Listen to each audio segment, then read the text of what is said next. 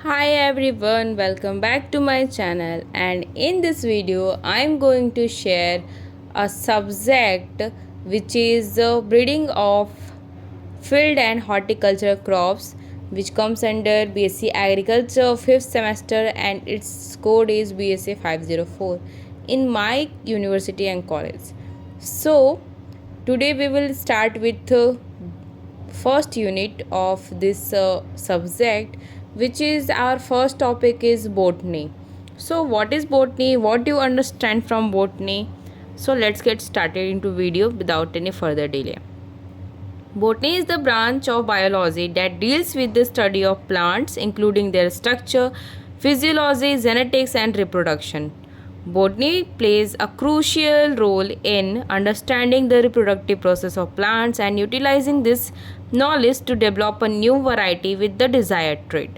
Botany helps breeders understand the structure and function of plants and reproductive organs such as flowers and pollens.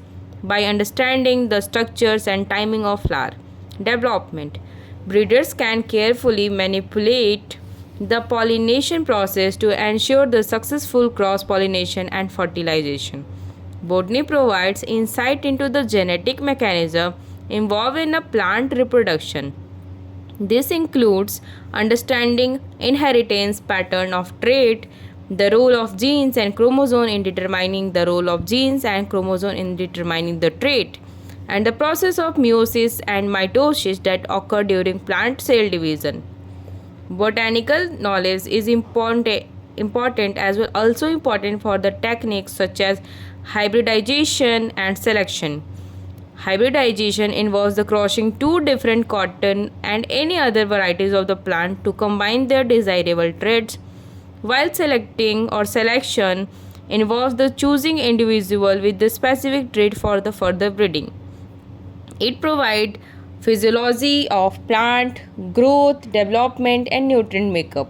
Response to environmental factors. Knowledge is valuable for optimizing the breeding strategy and ensuring that new varieties are well adapted to different growing conditions. So this is all about the botany and what is the role of botany in breeding. So our next topic is taxonomy. So, taxonomy in breeding refers to classification and categorization of organisms based on their genetic similarities and differences. We already read all these things in class 9th or 8th.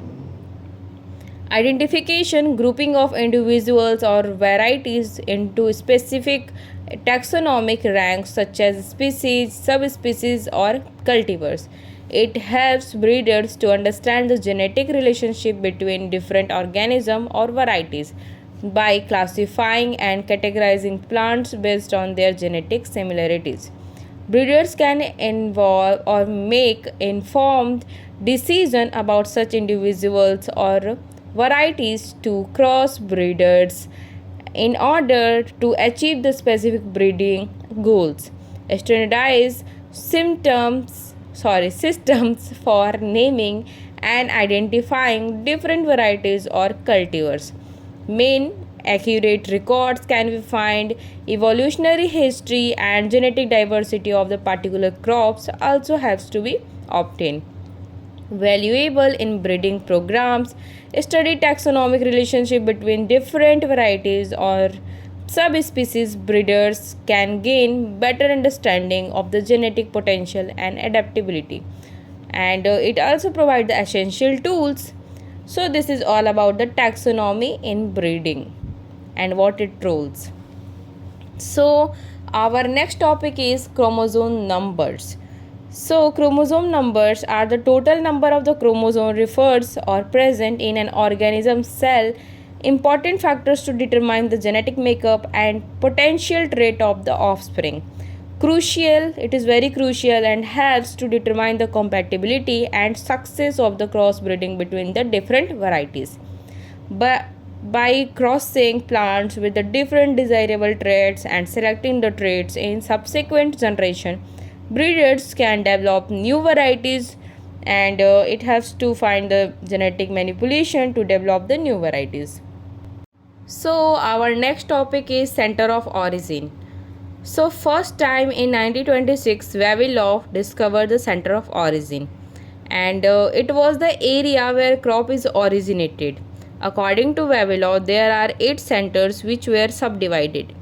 Global genetic wealth comprising about 3000 cultivated taxa including both primitive and native cultivars. Wild weedy species distributed in 12 primary centers of diversity. Main center of origin of crop plant first, which is the primary center of origin. Crop plants show considerable variation in certain centers even though they did not originated in that center. Such centers are known as secondary center of diversity. So the center from where the plant is originated is known as primary center, and the place from where that plant is find, you can say, it can be you can say just like a plant, it belongs to a different origin but it migrate to somewhere, and now it adapted the condition of that place and now it can grow easily at this place. So this is known as the secondary center of origin, not primary. Primary is that where plant is origin at the same place, not migrated. So you can say migration, then acclimatization, then diversified. So why Vavilov thought there is need of knowledge of center of origin? So knowledge regarding gene centers of cultivated plants and their possible wild ancestors and progenitors serve as guideline to collect main sources of the genetic resistance to parasitic and non-parasitic diseases as well insect pests and nematodes.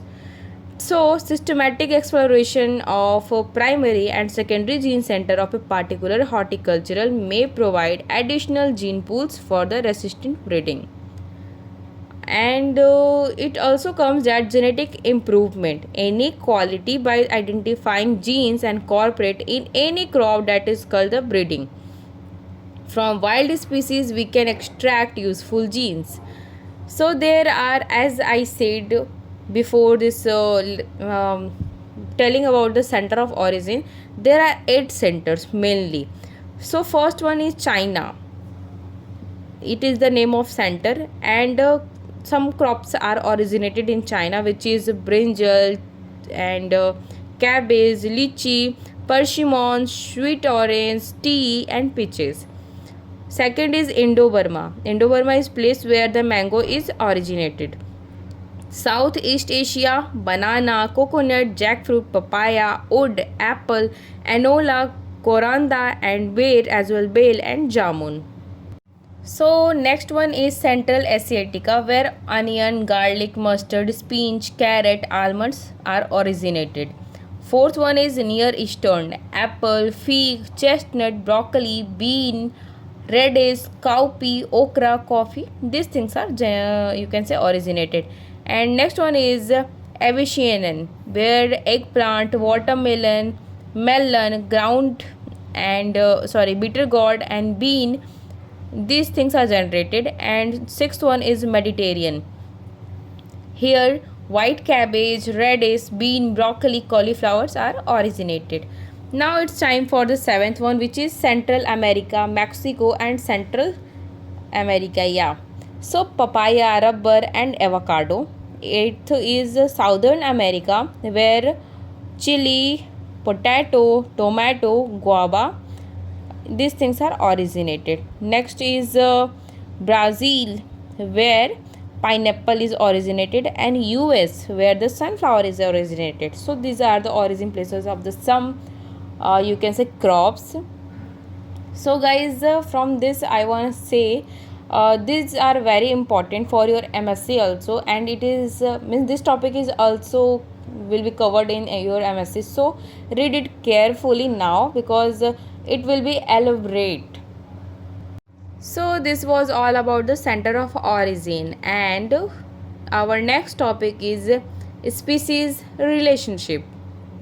So what is the need of species relationship in breeding of crops?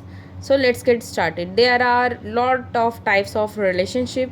So there are various types. First is intraspecific, second is interspecific, third is intergeneric, and fourth is intergeneric breeding. And let's get started. So intraspecific breeding means crossing individual of the same species. Most common type of breeding used to improve the specific trait within a crop species.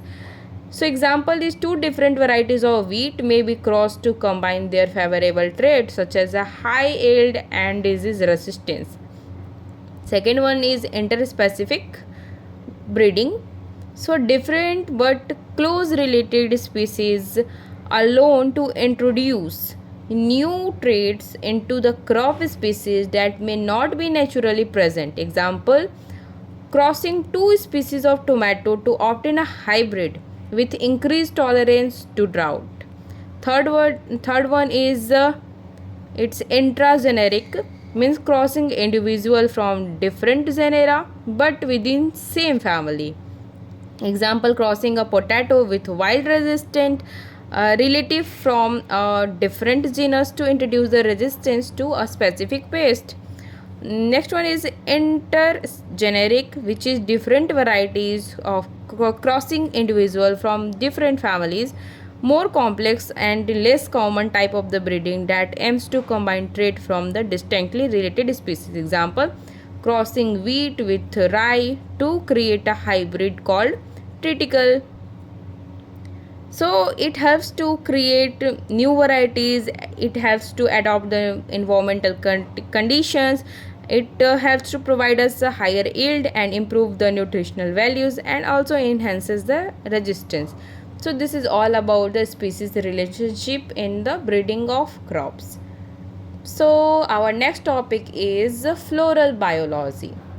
Floral biology plays a crucial role in the breeding of the crops, in its involve the understanding the structure and the function of the flower, which are the reproductive organ of plant. Breeding programs often focus on manipulating the floral trait to achieve the desired outcomes, and some important aspect of the floral biology in crops, which is breeding, includes first flower structure. So the structure of a flower determines its potential for the successful pollination and fertilization. Breeders analyze the size, the shape and arrangement of the floral parts such as petals, sepals, stamens and pistils to identify the desirable trait. Second one is pollination mechanism. Different crops have different mechanism for pollination, including the self-pollination, pollen transfer within the same flower or between the flowers of the same plant, and the cross-pollination where pollen transfer between flowers of different plants. Understanding the pollination mechanism is important for selecting the appropriate breeding methods. So third one is pollen viability and compatibility. The viability and compatibility of the pollen are crucial for successful fertilization. Breeders assess the quality and quantity of the pollen produced by the different varieties or species to ensure the effective cross breeding. So fourth one is flowering time. The timing of the flowering is an important trait in the crop breeding. Breeders select for the varieties that have the synchronized flowering period to facilitate the efficient pollination and maximize the seed production. So next one point is the floral fragrance and color. It is fifth point. Floral fragrance and the color can attract pollination and facilitate the pollination. Breeders may select for specific fragrance or color trait to enhance the pollinators and attraction and improve the reproductive success. So floral biology allows the breeders to manipulate these traits through various breeders techniques such as controlled pollination, hybridization and selection. By selecting the plants with the desired floral characteristics, breeders can create the new varieties that have the improved yield and the quality, disease resistance and other important traits. So what are the objective of breeding? It's a last topic of unit 1, so be careful and watch till end. And so first of all we have to know objectives of breeding, then we have to know disadvantages, means constants. So develop new crop variety with improved traits that meet the needs of farmers, consumers and the industries. So main objectives are increase in yield, improving quality, enhancing the disease resistance, developing the tolerance to environment and stress, and improving the nutritional content. So what are the constraints, means what are the disadvantages of breeding? In breeding refers to the limitations or challenges that breeders may face in achieving their objectives. So first one is limited genetic diversity within a crop species, and which can restrict the availability of the desirable trait for the breeding, and biological barriers to hybridization, incompatibility between the different species or different and difficulties in the transferring the desired traits from the wild relatives into the cultivated crop. So, breeding program may face constraint related to time and resources. Developing the new crop varieties in a time-consuming process requires extensive field trials, data collection, and evaluation. Limited funding resources can restrict the scale and scope of the breeding program. So, guys, this is the way how our first unit is completed. If you want this lecture in English and proper Hindi, so you can comment in the comment box, and if you want notes of this chapter, so you can also comment in comment box. I will definitely gonna provide you from my email, and I will also mention what is my email, so you can try to contact me. So thank you everyone for watching this video, and please if you want to be in contact with me and you wants to contact me, you can follow me on my Instagram handle, which is digitalmdj. uh, so this is all about this video, and thanks for watching. Love you all. Bye bye. See you soon in next video.